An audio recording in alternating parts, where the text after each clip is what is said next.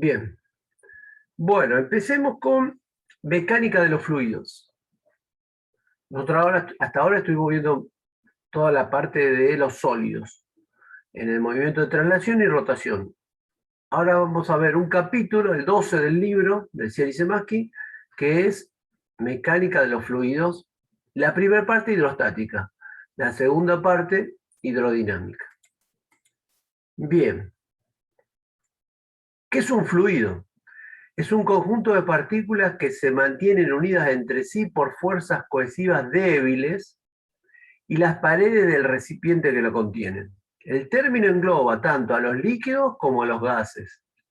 La diferencia es que los gases tienden a ocupar todo el volumen del recipiente y los líquidos tienen una superficie superior eh, y, y las paredes del recipiente. En el cambio de forma de un fluido, la posición que toman sus moléculas varía ante una fuerza aplicada sobre ellos, pues justamente fluyen. O sea, los fluidos fluyen hasta con la mínima, con el cambio de la forma del recipiente, ¿sí? La cohesión entre las partículas es muy débil. Nosotros vamos a empezar con hidrostática. Si bien hoy vamos a hacer la clase, vamos a dividir en principio con una parte de propiedad de los fluidos, que después vamos a empezar con hidrostática. Vamos a estudiar hidrostática e hidrodinámica o fluodinámica. La hidrostática estudia los fluidos en reposo, ¿sí? Pero que están en situación de equilibrio. Al igual que en la mecánica de los sólidos, utilizaremos las leyes de Newton, ¿sí? Y exploraremos los conceptos clave de densidad, presión y flotación, que es lo que vamos a ver hoy. Bien. En cambio, la mecánica de los fluidos, la hidrodinámica o la fluodinámica, estudia el fluido en movimiento, ¿sí? La fluodinámica es mucho más compleja. Nosotros vamos a hacer una pequeña introducción, solamente para fluidos ideales, ¿sí? Vamos a definir después qué es un fluido ideal y qué diferencia hay entre un fluido ideal y un fluido real, pero eso lo vamos a hacer cuando veamos la próxima clase fluodinámica, ¿sí? En este caso, vamos a estudiar a partir de las leyes de Newton y a partir de la conservación de la energía. Bien. Entonces, tal como dijimos, vamos a estudiar algunas propiedades de los fluidos. Esas propiedades son, primero, la densidad. La densidad se designa con la letra griega ρ, que es la que ustedes ven ahí, que es como una P, y es la relación que existe entre el cociente que existe entre la masa del cuerpo y su volumen. Cuando hablamos de masa decimos que es la masa seca del cuerpo, ¿sí? Y el volumen decimos que es el volumen aparente, que comprende el volumen de las partículas y el vacío que pudiera tener un cuerpo, los poros que pudiera tener. O sea, es el volumen exterior. Esta relación depende de cada sustancia pura y varía con la temperatura. Por lo tanto, uno debería decir la densidad de este material es tanto a tal temperatura. ¿Por qué? Porque la temperatura hace variar la densidad. Como regla general, todo aumento de la temperatura implica aumento de volumen, ¿sí? Aumenta la temperatura, aumenta el volumen, disminuye la densidad, por lo que la densidad disminuirá al aumentar aquella. Esto hace necesario fijar las condiciones de temperatura a la cual se expresa el valor de la densidad.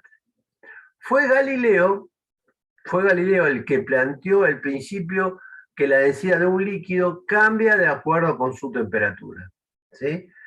Bien. En el sistema internacional, la densidad se mide en unidad de masa sobre unidad de volumen. La masa está dada por kilos y el volumen está dado por metros cúbicos. O sea que la unidad de densidad es kilogramos sobre metro cúbico. La densidad, por ejemplo, del agua a 4 grados centígrados, eso era lo que yo me refería antes. Digo la densidad de un líquido, en este caso del agua, tengo que decir a qué temperatura, a 4 grados centígrados. Y el agua sería agua destilada, ¿sí? Sin partícula en suspensión. Es igual a 1000 kilos sobre metros cúbicos, lo que equivale a 1 gramo sobre centímetros cúbicos. O sea que Un metro cúbico de agua tiene una densidad, tiene una masa, perdón, un metro cúbico de agua tiene una masa de 1000 kilos. Un cubito de agua de 1 centímetro por 1 centímetro por 1 centímetro tiene una masa de 1 gramo. ¿Sí? Bien. Densidad relativa. ¿Qué es la densidad relativa? La densidad relativa es la densidad de un material con respecto a otro, a uno conocido. ¿Sí? Para los líquidos y los sólidos, el conocido es el agua. Por lo tanto, la densidad relativa de un cuerpo, de un sólido o un líquido, la densidad de ese material dividido la densidad del conocida. ΡC es conocida. ¿Qué significa? Que como estoy dividiendo dos densidades que van a ser, obviamente, estar en la misma unidad, la densidad relativa va a ser un número dimensional. Va a ser un numerito, sin unidad. Eso significa dimensional. ¿Sí? Para el caso de los sólidos y los líquidos, se toma como sustancia patrón la del agua destilada a 4 grados centígrados, que son los 1000 kilos sobre metros cúbicos que dijimos antes. Entonces, si yo digo, ¿cuánto vale la densidad del acero? Y me dicen 7,8, y no me dan unidad, es que es 7,8 veces la densidad del agua. 7.800 kilos sobre metros cúbicos. ¿Cuánto es la densidad del mercurio? 13,6. 13,6 de la densidad del agua, 13.600 kilos sobre metros cúbicos. ¿Cuánto es la densidad de una determinada madera? 0,8, 800 kilos por metro cúbico. ¿Se entiende? Eso quiere decir la densidad relativa. O sea que si le dan una densidad sin unidad, tengan en cuenta que es la del... es relativa. Si no, me va a dar la unidad. Si en lugar de estudiar en lugar de la densidad del agua, perdón, en lugar de la densidad de un líquido o de un sólido, es la densidad de un gas, la densidad conocida ya no es la del agua, sino la del aire. La densidad del aire a 0 grados centígrados y presión atmosférica normal es este valor que está acá, 1,2928 kilos sobre metros cúbicos. ¿Sí? Por ejemplo, la densidad del gas natural es 1,52. ¿Qué quiere decir? Que es 1,52 por la del aire. La densidad del gas envasado, del gas de garrafa o de tubos, es 0,55. O sea que el gas envasado tiene densidad más baja que el aire y el gas natural más alta que el aire. ¿Sí? Por eso cuando hay una pérdida de gas natural, el gas tiene menor densidad, sube. En cambio, el gas de garrafa se mantiene en la parte inferior del local. Por eso, cuando ustedes se han visto en algunos, en los domicilios, cuando en los pueblos, en Rosario, cuando no había gas natural y había gas envasado en los tubos, estaban en patios, estaban en el exterior, no en locales cerrados, porque si hay una pérdida de gas, el gas se queda almacenado. Una chispa genera una explosión. Entonces, ¿dónde estaban los tubos? En un localcito con ventilaciones en el patio, a un costado, donde si había una pérdida no se quede dentro de un local. En cambio, los medidores y el gas natural pasan por locales, porque como tienen ventilaciones, el gas sube por la ventilación. Fíjense, entonces ahí tenemos esa gran diferencia. Bueno, dice, como la densidad relativa no tiene unidades, sirve para denotar cuántas veces es más pesado o más denso una sustancia con respecto a otra. La tercera propiedad es el peso específico. Si a la densidad se le llama masa específica y es la masa sobre volumen. El peso específico, ¿qué será? A la densidad se la llama también masa específica y es masa sobre volumen. El peso específico, ¿qué será?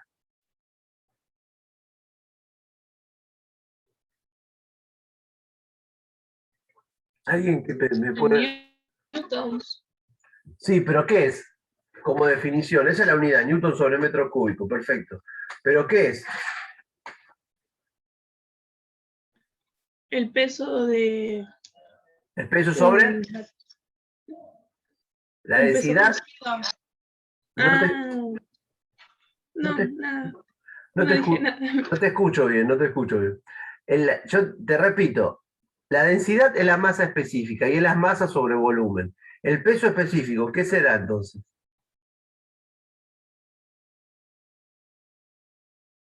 El peso sobre volumen. Exactamente, el peso sobre volumen. ¿Sí? Peso específico, peso sobre volumen. Densidad o masa específica, masa sobre volumen. Se lo designa con la letra griega gamma, ¿sí? Que es como el alfa girado 90 grados. Es el peso seco sobre el volumen aparente del cuerpo. La unidad es el peso en newton y el volumen en metros cúbicos. A diferencia de la densidad, depende también no solamente de la temperatura, sino que también depende de qué cosa, de la gravedad. Porque el peso de un cuerpo depende del lugar donde yo lo mida. Se modifica su peso, porque depende de G. Entonces, siempre vamos a utilizar densidad para no tener esa dependencia de G. Entonces, nosotros a partir de ahora vamos a usar siempre densidad y no peso específico. Porque el peso específico cambia por la altitud y la latitud donde se encuentre el material. En cambio, la densidad es invariable. ¿Qué relación hay entre la densidad y el peso específico? Bueno, qué sé yo, que el peso es masa por gravedad, ¿no es cierto? Peso es masa por gravedad. Entonces yo el peso específico lo puedo escribir como masa por gravedad. ¿Y qué es masa sobre volumen en esta expresión? Acá, ¿qué sería esto? Esto así. Masa sobre volumen. Densidad. Quiere decir que el peso específico yo lo puedo determinar como peso sobre volumen o como densidad por gravedad. Si yo conozco la densidad, puedo calcular el peso específico. Si yo conozco el peso específico, puedo determinar la densidad del material. ¿Sí? Bien, por eso vamos a trabajar con densidad, ¿no es cierto? Sigamos. Entonces ya vimos peso específico, densidad o masa específica y densidad relativa. ¿Sí? La densidad se mide en kilos sobre metros cúbicos, el peso específico se mide en newton sobre metros cúbicos y la densidad relativa no tiene unidad, es un número adimensional. Bien. Viscosidad. Otra importante propiedad es la viscosidad. A ver. La viscosidad está vinculada con la propiedad que poseen los fluidos de fluir con mayor o menor facilidad. En general podría decirse que el aumento de viscosidad de un fluido determina la menor rapidez con la que fluye y viceversa. A ver, para que piensen, para que lo entiendan bien ustedes. Yo tengo un plano inclinado y sobre el plano inclinado pongo una gotita de agua y una gotita de miel. ¿Quién escurre con mayor facilidad? ¿La gota de agua o la gota de miel? O la gota de dulce de leche, vamos a decir. ¿Sí? La de agua. La de agua. La de agua. ¿Qué pasa? La miel, el dulce de leche, tiene mucha viscosidad, ¿sí? Y eso hace que no pueda deslizarse con la facilidad con que lo hace el agua, que tiene una viscosidad muy pequeña, ¿sí? La viscosidad de un fluido es una propiedad del mismo que se mide o gradúa por la velocidad de salida que tiene un fluido a través de un tubo capilar. ¿Cómo mido? ¿Cómo hago para cuantificar la viscosidad? Tengo un pequeño orificio y por ese orificio dejo salir un fluido y mido en un determinado tiempo qué cantidad de fluido salió. Eso a través de una experiencia que yo hago de laboratorio, me determina con un viscosímetro esta propiedad que tiene el fluido. ¿Sí? ¿Cuánto es ese valor? También podría definirse la viscosidad como la resistencia que experimenta una capa de fluido de moverse sobre otra. ¿Sí? Bien. Esta resistencia se debe al efecto de las fuerzas de cohesión. También intervienen las fuerzas de adherencia cuando el fluido se desplaza por el interior de una tubería. O sea, la cohesión entre una capa y otra y la adherencia con la superficie de la cañería. ¿Sí? La adherencia con la superficie de la cañería hace que genera la viscosidad de ese líquido. Cuando se considera que el fluido no existe en fuerza de rozamiento, ¿se acuerdan cuando decíamos no hay fricción en un cuerpo que se desliza sobre otro? La fuerza de rozamiento es nulo. ¿Qué decíamos? Es un caso ideal, no es un caso real. En la realidad, ¿qué hay? Siempre hay fricción. Bueno, ¿cuál es un fluido ideal? El que no tiene viscosidad. El que no hay fuerza de rozamiento interno entre las capas ni entre el fluido y la superficie por la cual está circulando. Entonces, ese fluido es un fluido perfecto o ideal. Bien, ¿estamos? Entonces, esa es una propiedad que tiene el cuerpo, los fluidos. Cuando ustedes estudien, cuando nosotros estudiemos la clase que viene, hidrodinámica, vamos a ver 5 características que tiene que tener un fluido para ser ideal o perfecto. Y nosotros, el estudio que vamos a hacer y los problemas que vamos a resolver en este curso de física se limitan a fluidos ideales. Si nosotros trabajáramos con fluidos reales, tendríamos que dar otra materia que sería mecánica de los fluidos y estaríamos, una materia a lo mejor estaríamos todo un año desarrollando. Cómo hacen los civiles, cómo hacen los mecánicos, ¿sí? Cómo hacen en parte los químicos, no en una materia, pero sí dan un montón de, en distintas, no sé bien en qué materia dan, pero sé que dan la parte de los fluidos, ¿sí? Que es importante para la carrera. Esta es una introducción muy, muy leve y muy simple y basada en el fluido ideal o perfecto, no en el fluido real. Veamos el concepto de presión, el concepto de presión física.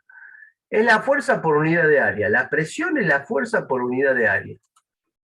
Cociente entre la fuerza ejercida y el área perpendicular sobre la cual se ejerce.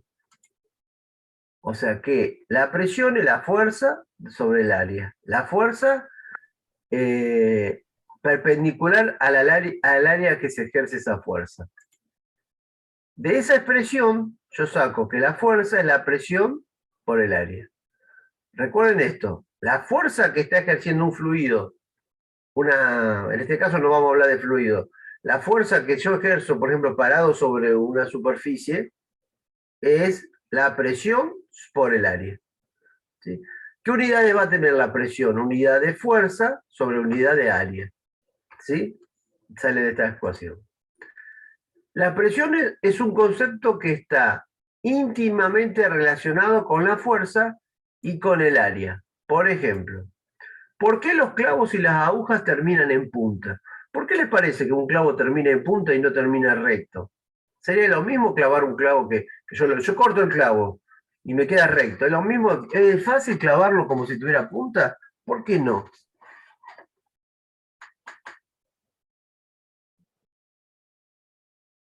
¿Qué les parece? A ver. Y porque tenés que poner una parte lisa, en vez si es así, es como que va de a poco. No sé cómo explicarlo. Claro, yo pongo la punta del clavo y le doy una fuerza con el martillo. Yo tengo una determinada fuerza, ¿sí? No tengo una fuerza ilimitada, ¿sí? La fuerza muscular que yo tengo, ¿sí? Seguramente acá los jóvenes tienen mucha más fuerza que yo, pero le doy con el martillo al clavo, le aplico una fuerza. Esa fuerza está limitada a mi estado físico, ¿no es cierto? Bien, yo le aplico una fuerza determinada.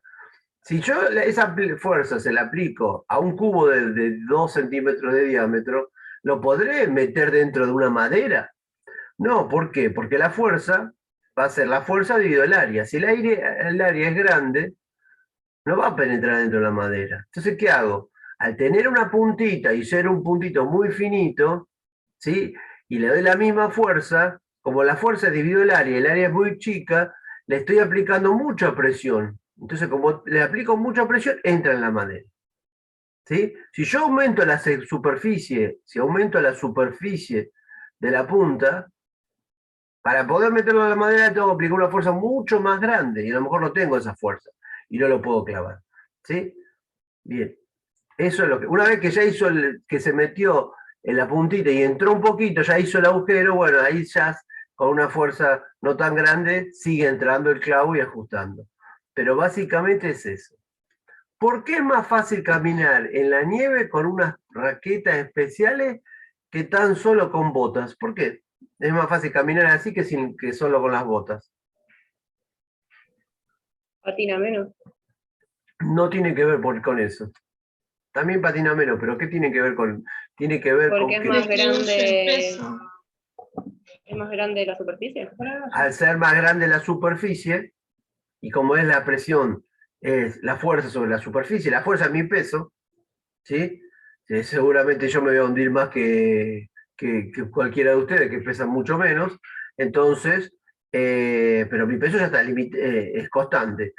Y yo tengo unos zapatos muy, muy chiquititos y bueno, mucha presión, la nieve no la soporta y me hundo y no puedo caminar. En cambio, con la raqueta esta que me pongo, aumenta la superficie. Al aumentar la superficie, disminuye la presión. Al disminuir la presión, puedo caminar sobre la nieve mucho mejor. ¿Sí? Sí, como vos decías, además esto tienen que tener mínimamente un agarre para que no resbalen. Si es muy lisa, me puedo patinar. Entonces, estas paletas además tienen una determinada rugosidad como que generan que yo pueda moverme. Pero básicamente es el concepto de presión. No sé si alguna vez escucharon pasar a alguna chica que tiene un zapato como este, con punta acá, el ruido que hace, y pasa un hombre con zapato de goma y no hace ruido. No es por el material. ¿Cuál es la diferencia entre este y este? Que la presión que ejerce sobre este, es tan chica, a lo mejor no pesa, el hombre pesa más que la mujer, pero la presión está ejerciendo en una superficie muy chiquita, entonces eso es lo que genera el ruido, o que si camina sobre una superficie o sobre el terreno natural, se marque el taco y no se marque los zapatos, ¿sí? Bien, ¿por qué? Porque el peso es dividido el área. Si el área es muy chica, la presión es muy grande. Si la presión es muy grande, se marca el suelo o hace ruido. ¿Se entiende? Me jugué con el zapato que me conseguí para mostrar acá. Bien. ¿Qué unidades tendrá la presión? Si es fuerza sobre área, ¿qué unidades tendrá?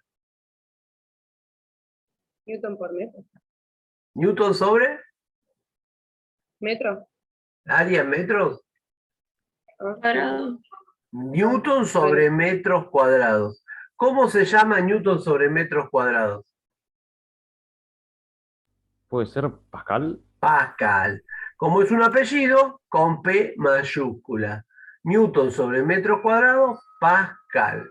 P mayúscula A. Bien. No es la única unidad de presión. Miren todas las unidades de presión que hay.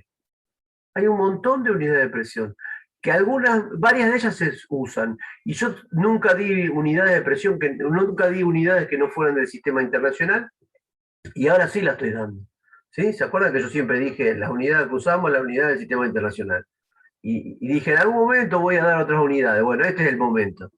La presión se mide en varias unidades, como por ejemplo las varia o el bar o el milibar, que son milésima parte de bar, la atmósfera, los metros columnos de agua, los torricelli, bueno, distintas unidades. Para que tengan una idea nada más, ustedes van a escuchar en la radio, que dice, el Servicio Meteorológico informa, la presión es de 1020 hectopascales. ¿Qué son hectopascales? ¿Sí? Son 100 pascales. Ahí la está dando en el sistema internacional, pascales. Lo que pasa es que puedo usar megapascales, hectopascales, milipascales, kilopascales, no mili, kilopascales. Puedo utilizar prefijos para reducir un poco ese número, pero la unidad es pascal. También van a escuchar que dicen, en alguna radio dicen milibares, ¿sí? Milibares. El bar viene de la varia. La varia es el sistema CGS, que es Dina sobre centímetros cuadrados. ¿Sí? En el sistema CGS. Eso es la varia. El bar equivale a 1.000.000 de varias. El milibar equivale a una milésima parte de bar. Para que sea sencillo, un milibar es igual a un hectopascal. O sea que en una FM me dicen la presión atmosférica es 1020 milibares, y en la otra FM me dicen la presión atmosférica es 1020 hectopascales. ¿Yo qué digo? Ah, es lo mismo, es la misma presión. Distinta la unidad, pero son equivalentes. ¿Sí? O sea que es indistinto decir 1020 milibar o hectopascales. Cuando voy a inflar las cubiertas del auto o de la bicicleta, ¿cómo me pregunta el gomero cuánto le quiero poner de presión? ¿Algún alumno que sepa eso?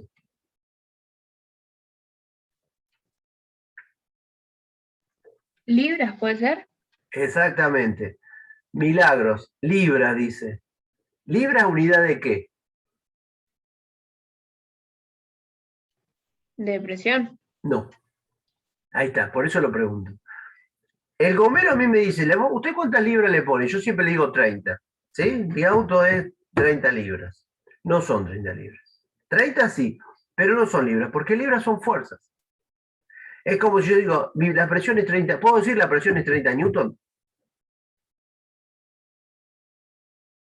¿Newton No. qué es? Una fuerza. Yo estoy diciendo, si yo digo la presión que le pongo a las gomas del auto es 30 libras, es como que estoy diciendo 30 newton, 30 fuerzas. No, presión no es libre. Fíjense lo que es.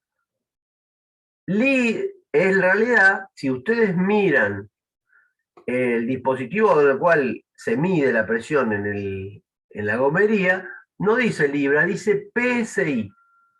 ¿Por qué dice PSI? Porque son pulgadas por libra, perdón. Son libras, como dice Milagros, pero por pulgada cuadrada. En realidad es muy largo decir libra por pulgada cuadrada. Entonces lo resumimos en libras, pero no es correcto. Debería decir PSI, que es libra por pulgada cuadrada en inglés. De hecho, el manómetro que utilizan para medir tiene dos escalas. Y esas dos escalas, una está en bar o está en pascal y la otra está en PSI. Y te dice PSI ahí en la escala. Bueno, eso sí, cuando va la próxima vez que vayan a inflar las gomas, observe que no dice libra, dice PSI. ¿Sí? Bien, para que tengan una idea, una libra, ¿cuánto es? 4,4482 newton. O sea que si lo tienen en libra lo pueden pasar con esta relación. ¿Sí? Una pulgada son 2,54 centímetros. Una libra, 4,4482 newton. Con esas dos pueden pasar de libras sobre pulgada cuadrado a pascales. De hecho, hay un ejercicio en la guía para eso. ¿Está? Entonces, eso es lo que más o menos tienen que ustedes saber de las unidades de presión. Después también tenemos metro de columna de agua o de columna de mercurio, que se utiliza también para medir presiones. Bien. Ahora, eso que vimos recién fue la presión física. Vamos ahora a la presión hidrostática, que es la que a nosotros nos interesa. La presión hidrostática, porque dijimos que hoy vamos a estudiar flotación, presión y las propiedades de los líquidos, sobre todo la densidad. Cuando un fluido está en reposo, hidrostática, fluido en reposo, ejerce una fuerza perpendicular a la superficie de contacto, en este caso es la pared u otro cuerpo sumergido. O sea que ejerce una fuerza sobre las paredes del recipiente, sobre el fondo del recipiente y sobre otro recipiente que estuviera sumergido en el agua. Si yo me sumerjo en el agua ejerce presiones sobre mis piernas, por ejemplo. Aunque el fluido no está en movimiento, está en reposo, las moléculas que lo componen están en movimiento. Hay un movimiento intermolecular. La fuerza se debe a los choques de las moléculas con el entorno. Ese choque de las moléculas genera la presión perpendicular a las paredes, a la superficie de la base, a los cuerpos que están alrededor de ese fluido. Fíjense en este caso, ¿ven? Yo he dibujado las presiones las presiones sobre las distintas superficies, sobre la vertical, sobre la inclinada, sobre ese cuerpo que está sumergido. Esas son las presiones. ¿Qué les parece a ustedes? ¿Las presiones sobre la cara inferior de este cubo será más grande que la de la cara superior o no? ¿O será igual? Mayor, porque también tiene el rebote que hace con abajo, con la parte de abajo.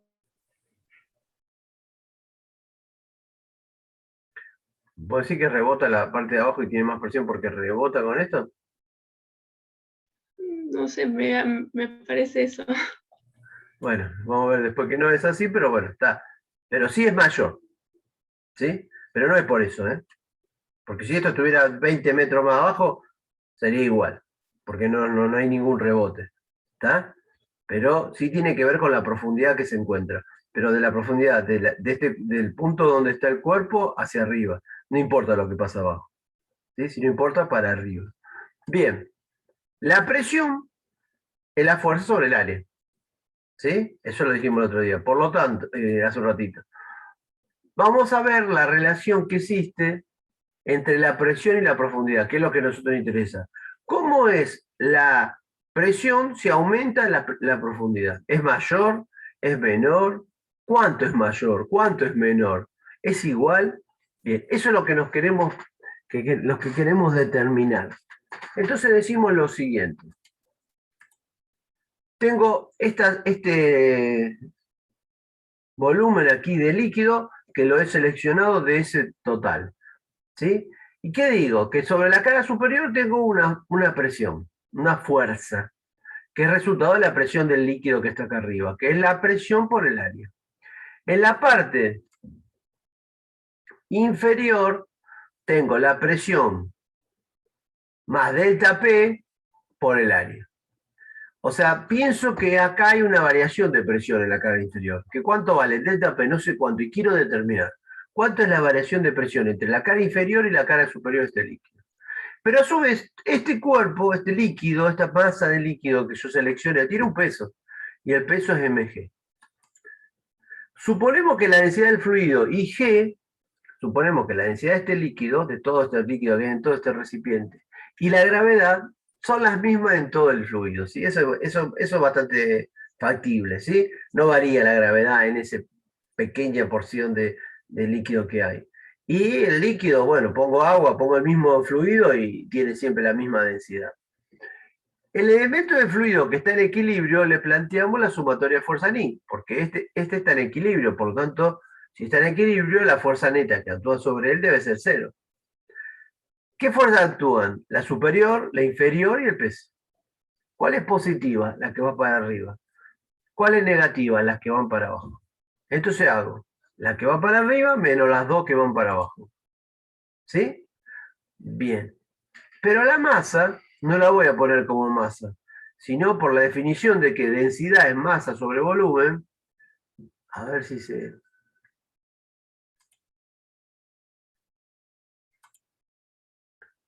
Densidad es masa, bueno, perdón, sobre volumen.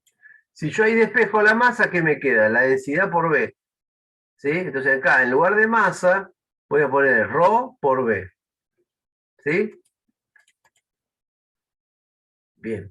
¿Y el volumen? ¿Cuál es el volumen de este cuerpo? El área superior es este. El volumen es el área superior por delta I. Ese es este volumen que está acá. ¿Sí?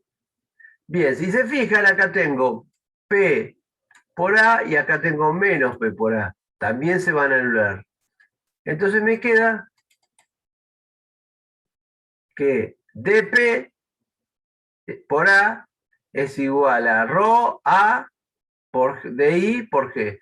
Pero este A y este A se anulan y me queda esta expresión. ¿Sí? Que es la ecuación general que relaciona la presión hidrostática con la profundidad. En esa ecuación dice que la variación de presión depende de dos constantes. Una es la densidad del fluido, no varía. Dijimos que la densidad no variaba. en todo el seno de ese líquido. Otra constante es la gravedad, que dijimos que no variaba. Este número es un número que no varía, que es constante. Este número. Este es un numerito que es, vamos a suponer, es agua. 1000 por 9,8, 9800. ¿Sí? Bien. Newton sobre metro cúbico. Newton sobre metro cúbico. Ese valor es constante. ¿Sí? El que varía es I.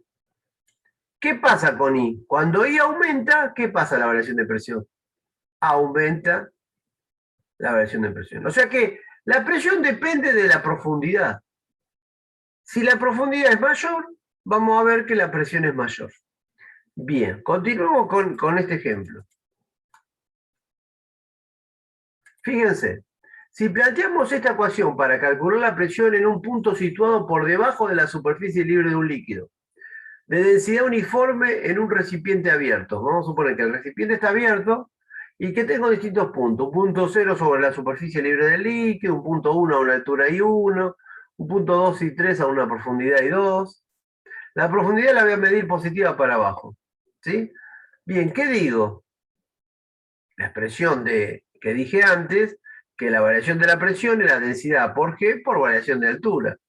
Bien, lo voy a hacer entre 1 y 2. Acá, entre 1 y 2. Entonces, delta P o variación de P es P2 menos P1. Rho G y delta I es I2 menos I1. Bien, esto me queda así. Si lo planteo con respecto a 0, me queda I2 menos I0. ¿Y cuánto vale I0 acá arriba? ¿Cuánto sería I0? ¿Qué profundidad tiene el punto 0? 0. 0. Por lo tanto, me queda que la presión en 2 es la presión en 0, que después vamos a ver qué es esa presión en 0, más Rho, G y 2. ¿Sí? Si yo pienso que P0 es 0, vamos a olvidarlo de P0, 0, de P0, y digo que la presión me queda esta expresión, Rho, G y 2, donde Rho y G son constantes y la variable es I2. Si I2 aumenta el doble, la presión aumenta el doble. O sea que hay una linealidad entre la presión y la profundidad. Doble de profundidad, doble de presión. 5 veces más de profundidad, 5 veces más de presión. Por eso yo me tiro al agua y quiero ir nadando en una profundidad muy grande. Cuando estoy a 5 o 6 metros de profundidad, me empiezan a doler los oídos. ¿Sí? Y si quiero seguir aumentando, me duele más. ¿Qué sucede? Eso es producto de que la presión aumenta con la profundidad. La presión es 0 en el nivel de líquido superior y a medida que voy bajando, que voy hacia abajo, aumenta la profundidad y depende de la profundidad. Y la profundidad no es negativa porque yo la mido 0 en la superficie libre del líquido y para abajo positiva. 1 metro, 2 metros, la profundidad de 2 metros es el doble que a 1 metro. ¿Sí? Por eso no se puede bucear en profundidades muy grandes. ¿Sí? Bien. A esta presión que yo marqué acá, la llamamos presión manométrica o presión relativa. Presión manométrica o presión relativa. ¿A qué es igual? A la densidad del líquido por la gravedad por la profundidad. Bien. Presión manométrica.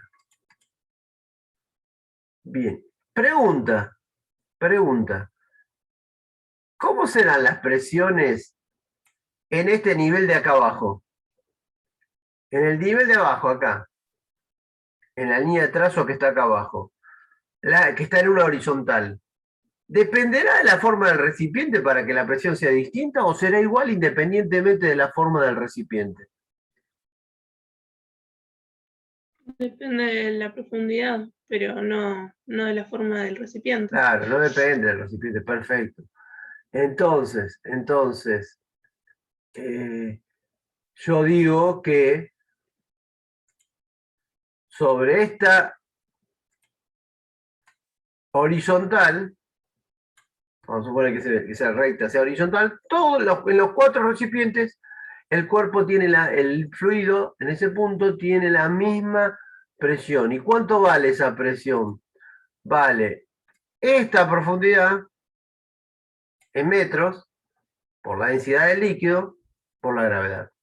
¿Y qué me da eso? La densidad, perdón, no la densidad, la presión manométrica o relativa. Repito, la presión manométrica relativa en este plano horizontal rojo es la densidad del líquido por la gravedad por la profundidad que tenemos ahí. ¿Cómo es la diferencia de presión entre el punto 2 y el punto 3? ¿Cómo es la diferencia de presión entre esos dos niveles? 0, ¿Por qué? porque está a la misma profundidad. Exactamente. Todos los niveles que están a la misma profundidad tienen la misma diferencia de presión. No es la presión 0 en 2 y en 3. ¿Cuánto vale la presión en 2 y en 3? ¿Cuánto valdría la presión manométrica en 2 y en 3?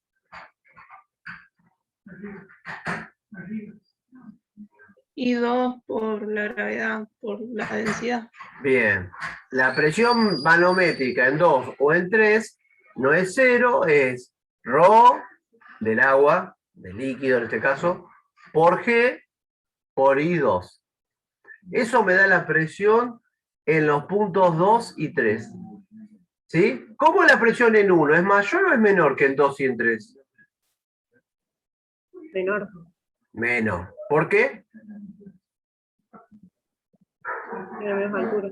Menos profundidad, digo. Claro, menor profundidad. ¿Cuánto vale la presión manométrica en 0? 0. 0. ¿Por qué? Porque no hay profundidad. Porque no hay presión. Bien, nosotros estamos hablando de presión manométricas. Estamos hablando de presión manométricas.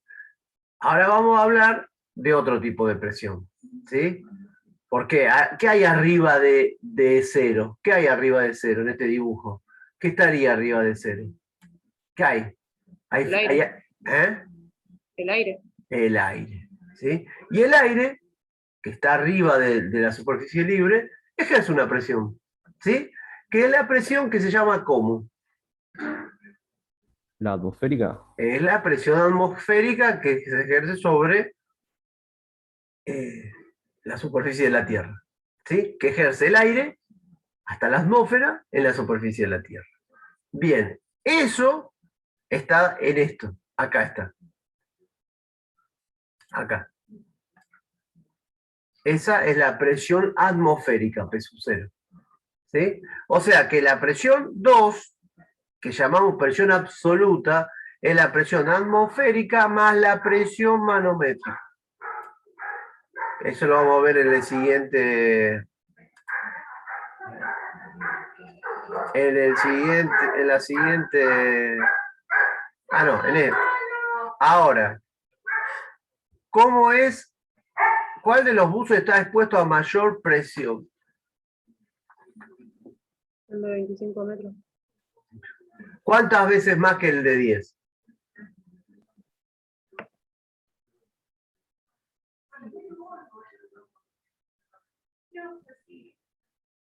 Uno es 10 y otro 25. 15. Claro, sí. Habría que. Es una constante por 15 y una constante por 10, o sea que 2,5 veces más. ¿Sí? Bien. ¿Estamos? Perfecto, perfecto. Pero obviamente que este está sometido a mayor presión. Veamos ahora eso que ya dijimos. Veamos eso que ya dijimos, que es la presión atmosférica. Entonces tenemos 3 tipos de presiones. 3 tipos de presiones. La atmosférica, la absoluta y la manométrica. ¿Sí? Vamos a ver una por una de nuevo, porque esto es una cuestión que siempre cometemos errores. La presión atmosférica, fíjense en este dibujito cómo se entiende bien, es la presión que ejerce todo el aire sobre la superficie de la Tierra. ¿Cuánto en un metro cuadrado todo el aire la presión que está ejerciendo? ¿Sí? En este caso conseguí esta foto que era en Santiago de Chile, pero bueno, es lo mismo, en cualquier lugar. ¿Sí? Bien. Cuando se mide la presión atmosférica, se está midiendo la presión, que es el peso de una columna del aire sobre un metro cuadrado de superficie terrestre. ¿Sí? Bien.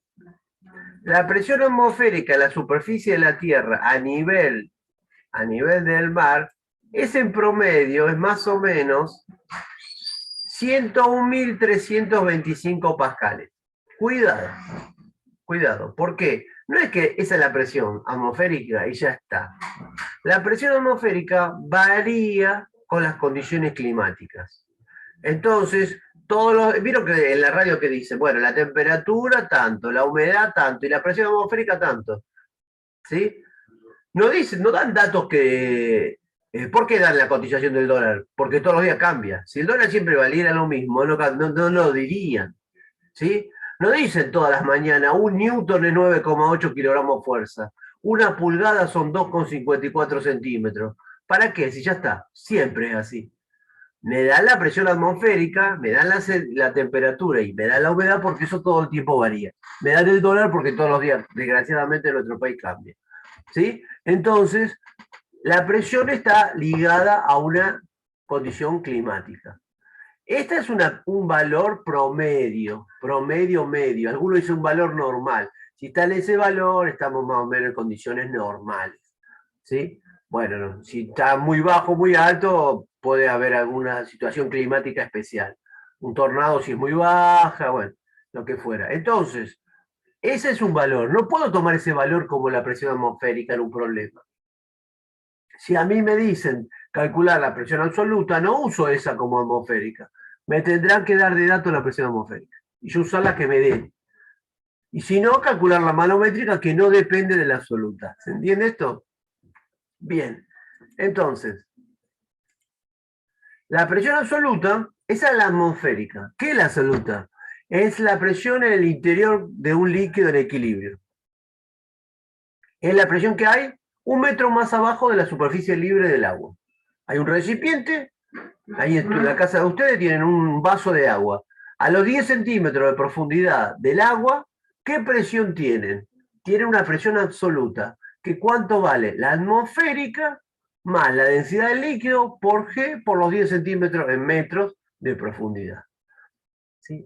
Rho GH que está acá, Rho, densidad, G y H o I, profundidad, representa en este segundo término, representa la presión manométrica.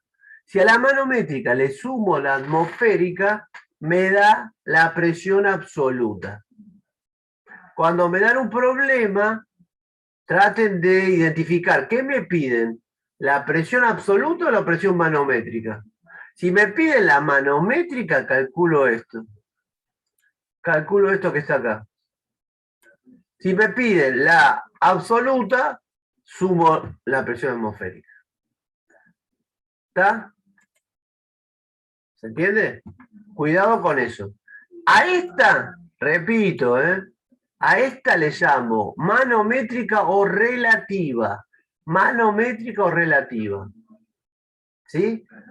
A P le llamo absoluta. Uno le pone PABS. Para que no haya duda, le pongo PABS, absoluta. ¿Sí? Bien. Y a esta le pongo PM, P manométrica o P man. ¿Sí? Para saber qué es cada una. Esta le pongo atmosférica. ¿Por qué no le puedo poner A? Porque absoluta y atmosférica empiezan con A. Entonces a esta le tengo que poner atmosférica. Bien. Ahí dice, ¿no? Es la presión relativa o manométrica. La presión absoluta es la presión atmosférica más la manométrica. Y la manométrica es Rho G I. Recuerden que I es cero en la superficie libre del líquido y se mide para abajo positivo. Es profundidad, no es altura. ¿Se entiende? Muy bien.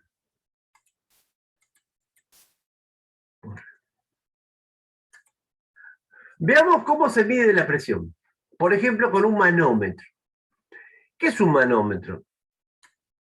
Yo tengo en esta cañería que ustedes ven acá, que dice presión P, es una cañería por la que está circulando aire. Y yo quiero saber qué presión hay de aire en esa cañería. Bien, entonces lo que hago es conectarle a esa cañería un tubo en U y llenarlo con un líquido manométrico de densidad ρ, ese que está celeste. Digo, ¿cómo calculo la presión P? Bueno, ¿qué sé yo? ¿Y qué no sé?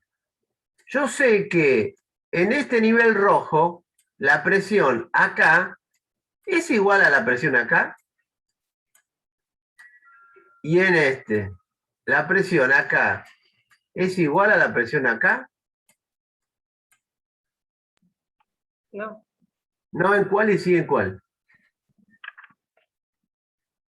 no. En la de arriba no y en la de abajo tampoco, me parece. En la de arriba no, porque tengo distinto líquido. En la de abajo, si estoy en el mismo nivel y es el mismo fluido, las presiones son iguales. O sea que en todo plano que yo pase así, por acá, incluso por ahí, o acá abajo, las presiones son iguales, porque hay el mismo fluido a la misma profundidad. Y era lo que habíamos dicho antes, ¿sí? Que no dependía del recipiente ni de los fluidos, sino en el mismo fluido, en la misma profundidad, tiene la misma presión. Quiere decir que la presión 1, la presión en 1 es igual a la presión en 2. ¿Estamos? ¿Cómo calculo la presión 1 y cómo calculo la presión 2? La presión 1 la voy a calcular viniendo por acá. Y la presión 2 la voy a hacer por este otro tramo. Entonces, a ver cómo queda. ¿Qué es lo que quiero sacar? ¿Qué es lo que quiero calcular yo? Esta presión P. Esa es la que a mí me interesa. ¿Qué presión circula el aire por este conducto? Bien, entonces fíjense lo que hago. Calculo la presión en 1. ¿A qué es igual a la presión en 1? A la presión en el recipiente P más I1 por ρ por G. El ρ celeste que está acá. Desprecio en la densidad de este lado, de acá arriba donde dice H. Esa es la presión en 1. Ahora planteo la presión en 2. ¿Cuánto valdría la presión en 2? ¿Cuánto sería la presión en 2? Viniendo por acá, por el tubo abierto. ¿Qué tengo acá? La presión absoluta en 2. ¿Qué es? Presión atmosférica más ρ por G por I2. Perfecto. La presión atmosférica le puse P sub 0. Pero es la presión atmosférica, ¿ves? Dice P0 igual presión atmosférica. Ahora igual a 1 y 2. Y me queda esta expresión. ¿Qué despejo? P. ¿Sí? Me queda P0. Y acá fíjense que tengo ρg, ρg. Entonces saco factor común, ρ por G. ¿Qué me queda? I2 menos I1. ¿Y qué es I2 menos I1? H. H. Por lo tanto me queda que la presión en este punto, en este recipiente, es la presión atmosférica, es una presión absoluta, ¿no? Es una presión absoluta, porque yo igualé dos presiones absolutas. Y es igual a la presión atmosférica más la densidad por G por H. ¿Sí? Bien. Vamos. ¿Se sienten las campanas? Sí. Sí. Sí, vino mi cuñadito que es medio infantil y me anda tocando las campanitas. Bien. Barómetro de mercurio. Barómetro de mercurio. ¿Para qué se utiliza un barómetro de mercurio? Para medir la presión atmosférica. Yo quiero medir la presión atmosférica. El servicio meteorológico, bueno, ahora utiliza unos elementos mucho más precisos y mejores, pero este fue el primer barómetro de mercurio que se utilizó. Y con este barómetro se determinó las primeras presiones atmosféricas. ¿En qué consiste este barómetro? En lo siguiente. Tomo un tubo, ¿sí? Que sería este tubo que está acá. Este tubo que está acá. Este tuvo un tubo de más o menos 90, 100 centímetros un tubo de vidrio de 90 a 100 centímetros de altura. ¿Sí? Lo lleno con mercurio. Lo lleno con mercurio. Todo lleno con mercurio. Y lo tapo. ¿Sí? Está abierto arriba. Lo lleno y lo tapo. Lo doy vuelta, sin soltar, y lo sumerjo en este recipiente que también tiene un poquito de mercurio. Y dejo que descienda el mercurio y que se estabilice. ¿Sí? Lo dejo un ratito para que quede acá un vacío, desciende y se equilibre. Y queda ahí. Queda así y no se mueve. Si cambian las condiciones climáticas se mueve un poquito, pero muy poco. ¿Sí? Bien. ¿Qué es lo que yo digo? ¿Cómo es la presión en 1 y 2 en estos puntos? Que hay mercurio en la base 1 y 2. ¿Cómo son las presiones? ¿Serán iguales o serán distintas? Iguales. Iguales porque es el mismo líquido en una horizontal. Entonces voy a calcular la presión en 1 por acá y la presión en 2 por acá. ¿Qué sé? Que como yo tenía mercurio en el tubo y lo di vuelta, acá adentro quedó no hay presión, porque se hizo un vacío, yo lo llené, estaba lleno, cuando lo di vuelta y descendió, ahí no hay presión.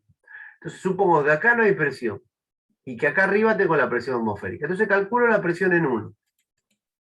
En la presión en 1, fíjense, es la presión atmosférica que está acá arriba, más densidad del mercurio, Hg es mercurio.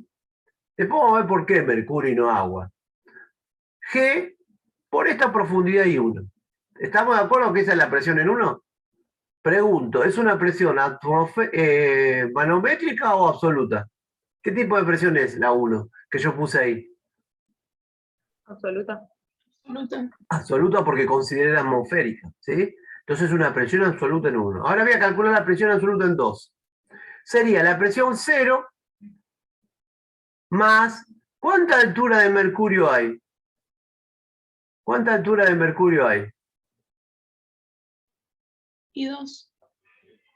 Y 2. Entonces la presión es P0 más ρ del mercurio, G y 2. ¿Pero P0 cuánto es? 0. 0. Entonces igualo la presión en 1 con la presión en 2. Y me queda lo siguiente. Perdón. Igualando, me queda eso. Como a mí me interesa sacar la presión atmosférica, despejo la presión atmosférica. Y fíjense que en esta ecuación, densidad del mercurio y G están las dos. Saco factor común. ¿Y a qué es igual I2 menos I1? H. H. Por lo tanto, la presión atmosférica es la densidad del mercurio por G por H. Este H ronda los 76 centímetros. Esos son los famosos 760 milímetros de mercurio, que es la presión promedio, o la presión atmosférica en condiciones normales, por decirlo así. Bien, ¿por qué mercurio? ¿Ustedes saben cuánto es la densidad del mercurio? ¿Alguien sabe la densidad del mercurio?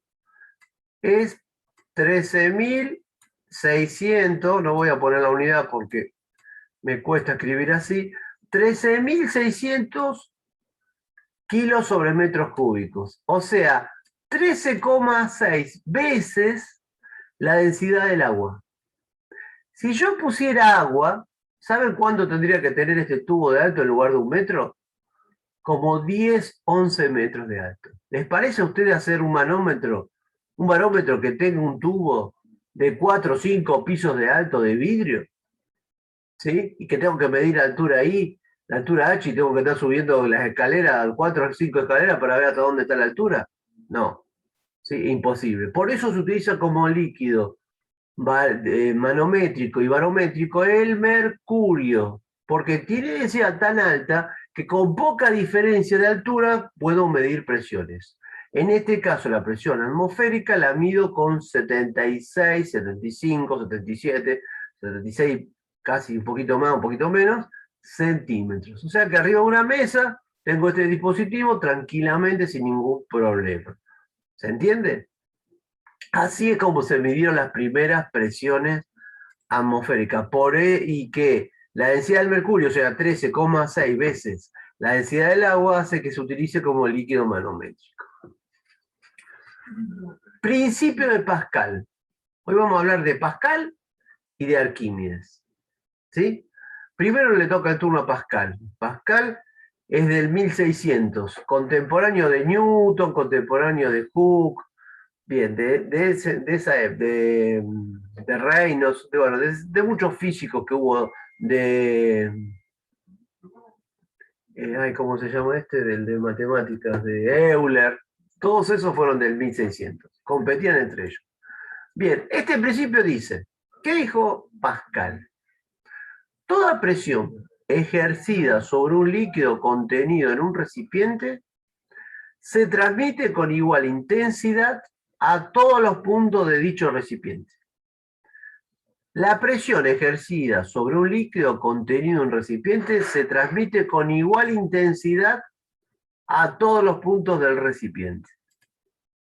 ¿Sí? O sea que la presión que se ejerce sobre las paredes es igual para todos los puntos. ¿Sí? Bien.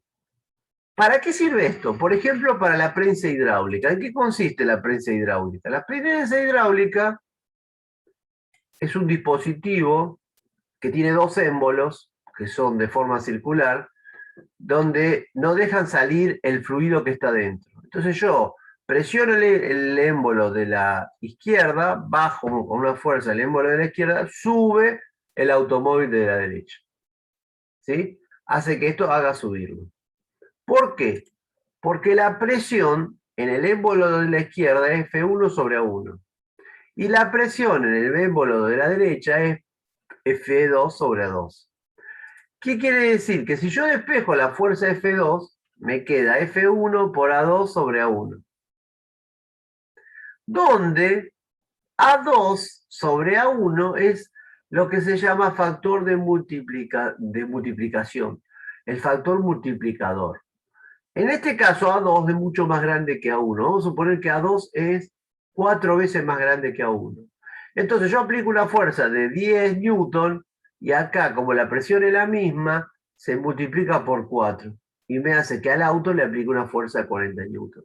Yo a lo mejor puedo aplicar una fuerza pequeña y no tengo la fuerza suficiente para levantar un auto. ¿Sí? Pero si este factor de multiplicación es 10 veces, con una fuerza de una décima parte que yo hago, levanto el auto. ¿Sí? Esto es gracias al principio de Pascal. Es lo que estableció Pascal. Y tengan cuidado acá, porque el doble de diámetro no es el doble de área. A ver, ¿se entiende esto? El doble de diámetro es 4 veces más área. O sea que si yo tengo un émbolo que es 2 veces más grande de diámetro, tiene 4 veces más área de área, 4 veces más grande de área, multiplica por 4. ¿Sí? Multiplica por 4. Si yo tengo 10 centímetros y 80 centímetros, multiplico por 64, porque 8 al cuadrado es 64, contra 1 al cuadrado, o sea que si yo tengo un émbolo de 10 centímetros y otro de 80, aplico una fuerza de 10, me da una fuerza de 640. ¿Se dan cuenta de la cantidad de veces que multiplica? ¿Sí? ¿Por qué? Porque es área, no es 8 veces el diámetro, es el área. Y el área es pi por diámetro cuadrado sobre 4. Entonces, como es del diámetro al cuadrado, el doble de diámetro es 4 veces mayor de área. Bien. Un ejemplo de esto son la retroexcavadora, el gato hidráulico, el sillón del dentista, ¿sí? Lo que podemos hacer con dos jeringas, ¿sí? Con dos jeringas de distinto diámetro y conectadas, podemos hacer una prensa hidráulica manual. Bien. Este es el principio. Y por último, vamos a ver el principio de Arquímedes. ¿Alguien conoce la anécdota que hizo famoso Arquímedes? ¿Nunca escucharon hablar de Arquímedes? ¿Nunca escucharon lo que le pasó a Arquímedes? Bien, la historia Yo lo dice... escuché, pero ni idea. ¿No? ¿No se acuerdan? No, nunca lo escucharon. Hay películas, hay Sí, escucharlo, dibujitos. sí. Bueno, Más o menos básico, yo lo explico porque tiene que ver, ¿no? Porque es historia, pero y no se sabe si es también, si es cierto, como toda historia, nunca hay certeza de estas cosas. Se plantea lo siguiente, fíjense que Arquímedes no es contemporáneo de los anteriores, es 287, 200 años antes de Cristo, o sea, 1800 años antes de Newton, o sea, nada que ver. Los conocimientos de esa época no eran los conocimientos de 1600 ni los de ahora. El rey le pide a un joyero que le haga una corona y le da dos materiales, oro y otro material más barato. Dice, hacemos una corona con todo este material. Le da una determinada cantidad, vamos a suponer, no sé, 2 kilos y 2 kilos. Bueno, el joyero, que no era joyero, tenía otro nombre, bueno, no me sale ahora. El orfebre, es el nombre, el orfebre que se llamaba, le trae una corona de 4 kilos. Y el rey duda de que tuviera los 2 kilos de oro. Estoy diciendo números que no son reales, estoy tirando un número para que lo pensemos así. Dice, tiene la corona 4 kilos, pero a mí me parece que no tiene el oro que yo le di. Entonces dice, bueno, ¿quién puede resolver este problema? ¿Quién puede decirme si está bien la cantidad de oro o me estafó el orfebre? Si el orfebre me estafó, le corto la cabeza. Entonces ya hay un joven que estudió física, no sé dónde había estudiado física, que podía resolver el problema. Entonces lo llama a Arquímedes y le dice, este es el problema. Evidentemente Arquímedes, no, en ese momento que se lo plantea, no tenía una solución para el mismo, y le dice el rey, te doy un plazo de, no sé, 15 días, si no me traes una solución a este problema, a vos te corto la cabeza. Imagínense, no era rendir mal el parcial de física 1 en la UTN, que no pasa nada. Se jugaba la cabeza el tipo. Se fue muy preocupado a buscar una solución. Y pasaba el tiempo y no encontraba la solución. Hasta que un día se da un baño de inmersión en una bañera, en una letrina, no sé cómo le llamaban ellos, se mete, y cuando se mete, ahí se da cuenta que podía a través del líquido que desaloja, cuando él se metía en la bañera, desalojaba líquidos, ahí se da cuenta de que tenía la solución al problema. Entonces se cuenta que salió corriendo desnudo por las calles de Siracusa, que era el lugar donde él vivía, desnudo, gritando eureka, eureka, eureka, que significa algo así como lo encontré. Sin tenerse ni cuenta, se dio que estaba desnudo y que andaba como un loco corriendo por la calle. ¿Sí? ¿Por qué? Porque eso le permitió salvar su vida. La historia nunca se supo si el orfebre había engañado o no al rey. ¿Sí? Eso no se sabe. Si le cortaron la cabeza o no al orfebre, eso nunca se supo. Lo que sí se sabe es que el argumento convenció al rey y Arquímedes siguió desarrollando sus investigaciones. Arquímedes era Siracusa, Sicilia, era físico, ingeniero, inventor, astrónomo y matemático. ¿Sí? ¿Qué dice el principio de Arquímedes? Un cuerpo sumergido, total o parcialmente, en un fluido, en reposo, experimenta un empuje vertical hacia arriba igual al peso del volumen del fluido desalojado. O sea, yo tengo un recipiente lleno de, hasta la parte superior lleno. Introduzco un cuerpo, todo o una parte. ¿Qué hace? Desaloja un fluido. Sale del recipiente una porción de ese fluido. Si yo peso ese fluido, me da la fuerza del empuje. ¿Qué es? La fuerza que le ejerce el fluido al cuerpo de abajo hacia arriba. ¿Sí? Que hace que algunos cuerpos floten por esa fuerza del empuje y otros no. Vamos a ver por qué unos flotan y otros no. ¿Sí? Bien, ¿cómo se demuestra esto matemáticamente? Haciendo una sumatoria, tengo este cuerpo que está acá verde y tengo la fuerza de F1 en la parte superior, que le ejerce la presión, y la fuerza F2 que le ejerce la presión en la cara inferior. La fuerza F1, fíjense, es la presión 1 en 1 por el área. La presión 1, ¿cómo la saco la presión en esta profundidad? La presión absoluta en la profundidad 1, en el punto 1, es en la cara superior de este cilindro. Es la atmosférica más la relativa o la manométrica, ρ, g y 1. Eso por el área, para que me dé la fuerza. En 2 es lo mismo, pero con una profundidad 2, hasta acá abajo. Dice, la fuerza F1 evidentemente no es igual a la fuerza F2. ¿Por qué? Porque si I2 es mayor que I1, la resultante de esas dos fuerzas, ¿para dónde dan? ¿Para dónde dan la resultante de esas dos fuerzas? ¿Para abajo o para arriba?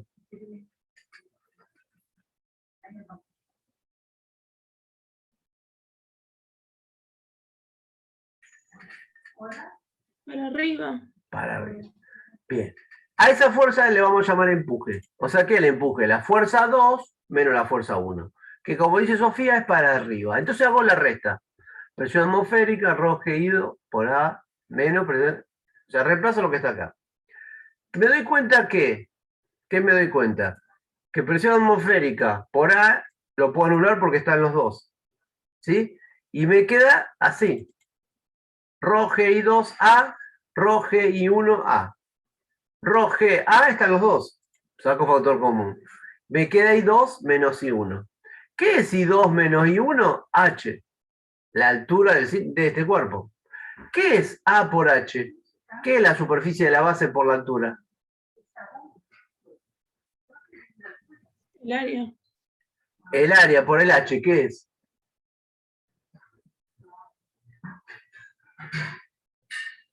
El volumen. El volumen del cuerpo. Entonces, el empuje es la densidad, no del cuerpo, no importa el cuerpo qué densidad tenga, no importa.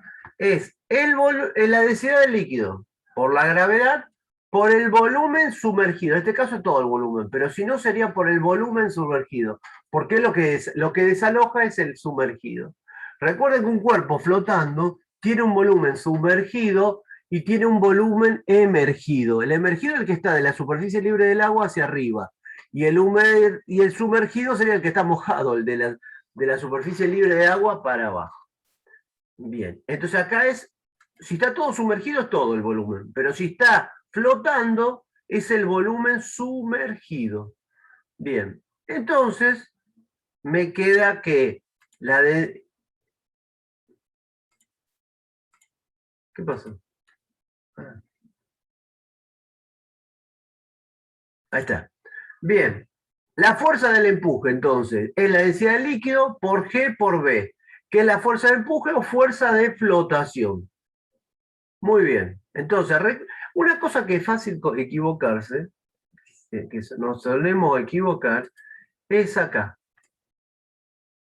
El empuje no depende del cuerpo, depende del líquido. Es el que ejerce el líquido. Entonces no es la densidad del cuerpo, es la densidad del líquido.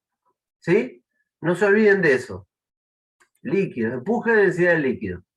Si un cuerpo de masa m se introduce un fluido, quedará sujeto a dos fuerzas verticales. ¿Qué fuerzas actúan sobre este cuerpo? El peso y el empuje. Y pueden ocurrir tres cosas. Que el peso del cuerpo sea mayor que la fuerza del empuje, que el peso del cuerpo sea igual al empuje, o que el peso del cuerpo sea menor que la fuerza del empuje. En un caso se va a ir al fondo, en el otro caso va a flotar, y en otro caso va a quedar a dos aguas, en el medio. ¿De qué depende? Del empuje y del peso del cuerpo. ¿Sí? Veamos esos tres casos. Veamos esos tres casos para analizar esos tres casos. Primer caso, el cuerpo queda justo en equilibrio. Pregunto, a ver, ¿cuántos alumnos hay en este momento? 10 alumnos. De los 10 alumnos, ¿alguno de ustedes alguna vez tuvo que limpiar una pileta de natación? ¿Alguien tuvo esa experiencia? ¿O vio cómo se limpia una pileta de natación? Estas que tienen bomba, que ya no la pelopinchos, digamos, ¿no? Una pileta importante de 20, 30, 40, 50 mil litros. ¿Alguien tiene idea cómo se limpia? No se deja hasta que se pudre. No sé qué. Después se vacía. No, pero en el verano, vos no la cambiás toda la semana. ¿Sí? Ah, no, la ¿Cómo le dejan ¿Eh? con productos, no sé. ¿Sí? El producto Sí, químico que se utiliza, el producto químico que se utiliza es para que mantenga las condiciones del agua, ¿sí? Pero después, ¿cómo saco las hojitas, los palitos, lo que se me cae dentro de la pileta? Porque eso queda. Con, con el palo. Bien, Sería eso, como una rejilla. bien. Con eso yo saco lo que está superficial. ¿Cómo saco lo que se fue al fondo? Con el barrefondo. Barre fondo. Bien, vamos a explicar esto entonces, porque esto nos va a servir. Cuando yo tengo que limpiar la pileta, hago dos procesos.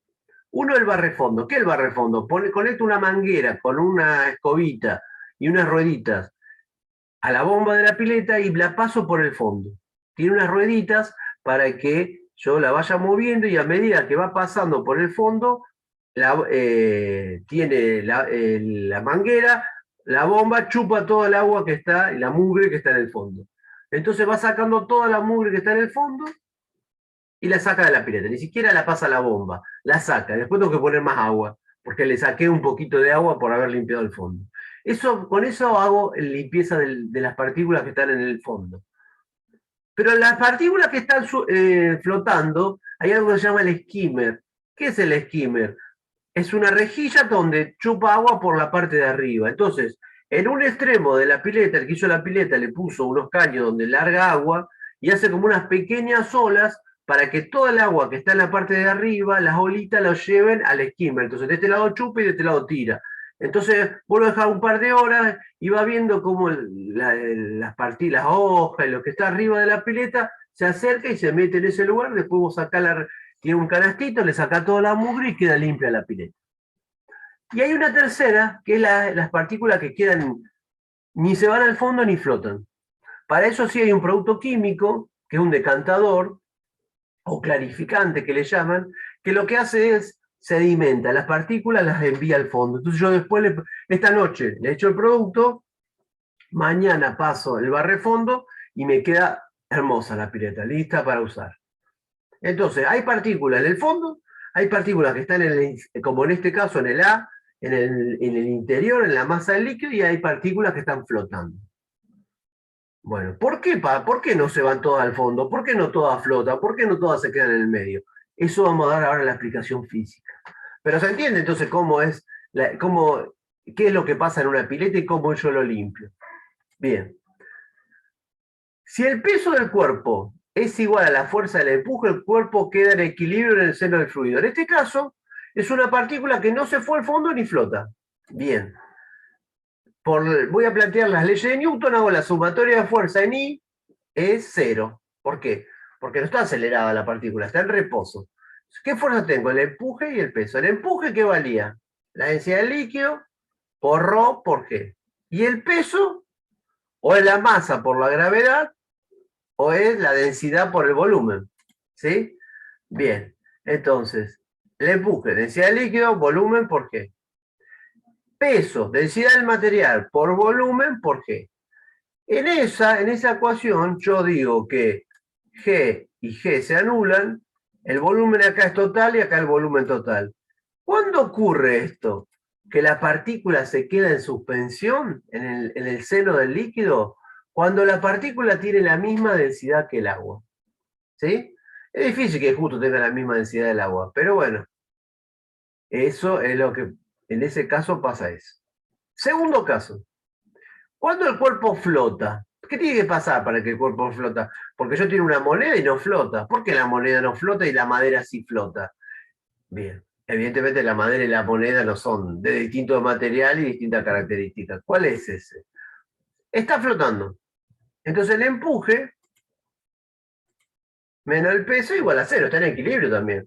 Pero el empuje acá es el volumen sumergido, no es todo. Porque acá lo que desalojó es el sumergido. Y nuevamente tengo G y G que se anulan, y me queda que la densidad del líquido por el volumen sumergido sobre el volumen total es igual a la densidad del material. Este número Este número que está acá, volumen sumergido sobre volumen total, ¿cómo será? ¿Es mayor que 1 o es menor que 1?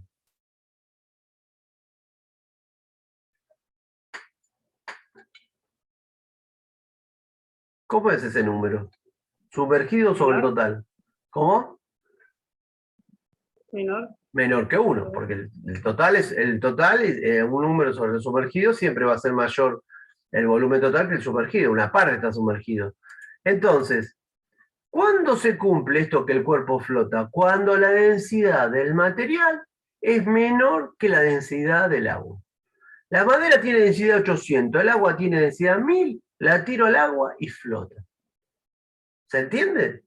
Cuando la densidad del material es menor que la densidad del líquido, flota. Cuando el material tiene si tiro telgopor, flota casi todo. ¿Por qué? Porque la densidad es bajísima. Entonces casi ni se sumerge, queda pelito un poquito sumergido. ¿Sí? Depende de la densidad del material. El tercer caso es cuando se va al fondo. Cuando se va al fondo, ¿qué pasa? ¿Qué aparece cuando se fue al fondo? ¿Qué otra fuerza aparece ahora que está en contacto con el fondo? La normal. La normal. ¿Sí? El peso es tan grande que es más grande que el empuje, entonces para que esté en equilibrio aparece la normal. Entonces si yo sumo, digo E más N más E menos P igual a C. Entonces calculo la normal, ¿ven? ¿Qué pasa? ¿Cuándo hay normal? Cuando la densidad del material es mayor que la densidad del agua, del líquido. Entonces, tenemos tres casos. Si el material, el cuerpo, tiene la misma densidad que el agua, queda en equilibrio a dos aguas en el medio. Si la densidad del material es más liviana que la del líquido, flota. Y si la densidad de la moneda es más grande que la del agua, se va al fondo. Ese es el principio de flotabilidad de los cuerpos. ¿Sí?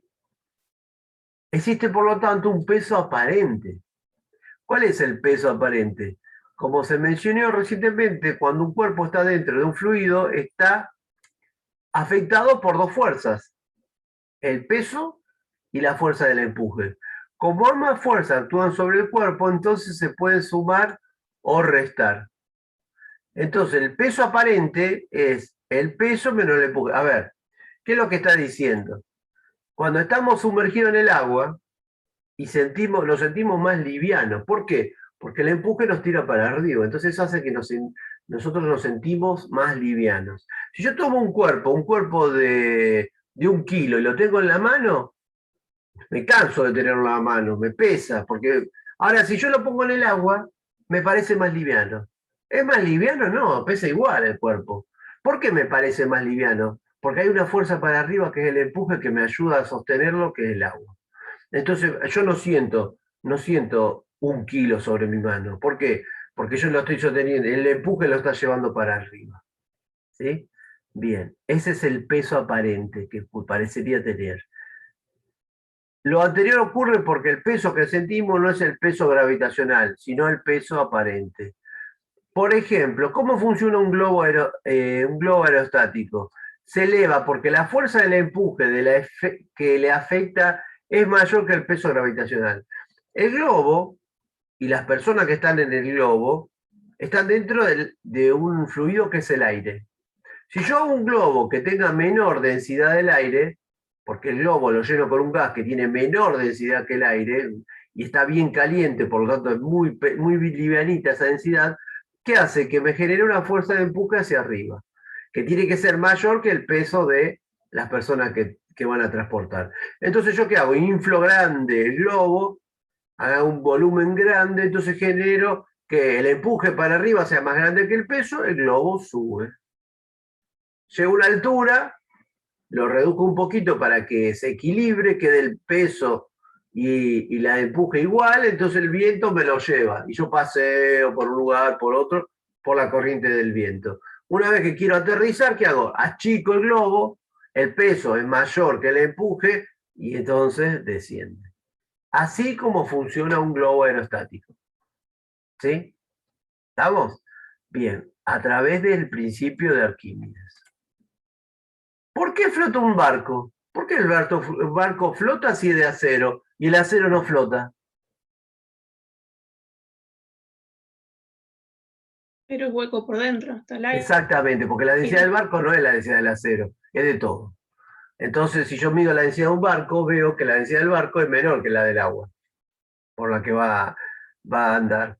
Ahora, el barco carguero, ¿cómo diseñan un barco carguero? Bueno, tiene dos pesos el barco carguero, uno vacío y uno lleno. Entonces tiene dos líneas de flotación, la línea de flotación cuando está descargado y la línea de flotación cuando está cargado. Entonces se proyecta para que los motores lo puedan llevar descargado y cargado, a distinta profundidad de la línea de flotación. Por eso vos ves un barco, a lo mejor lo ves que llega al puerto descargado y se ve, o cuando está en el puerto, que vos ves las marcas, claro, porque se va marcando el agua a las distintas alturas, entonces está marcado a la máxima y a la mínima, ¿sí? Entonces eso me permite decir cuántos kilos, cuántas toneladas de cereal carga el barco, ¿sí? En función de que no supere la densidad del agua, porque si yo lo cargo y se me va a hundir. O va a estar tan pesado y va a estar, la flotación va a estar tan abajo que los motores no van a funcionar correctamente. Bien, ese es el principio de funcionamiento de un barco. ¿Y el submarino? ¿Cómo hace el submarino para bajar y subir? Porque el submarino también es de acero, pero se flota y también va por abajo del agua. ¿Cómo será el funcionamiento? ¿Cómo haremos? ¿Cómo será para que haga eso?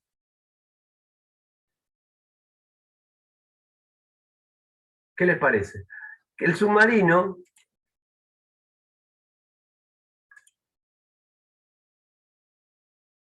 un submarino se hunde si su peso gravitacional es mayor que el empuje que le afecta. Para lograr lo anterior, se inundan con agua compartimentos que antes estaban vacíos. Con ello su densidad promedio aumenta y también aumenta su peso gravitacional.